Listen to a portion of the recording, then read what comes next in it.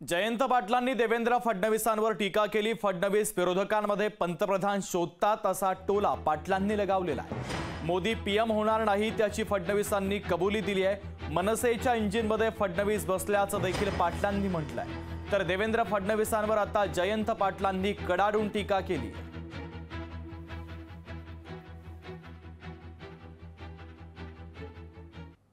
चेहरे बरेच आहेत।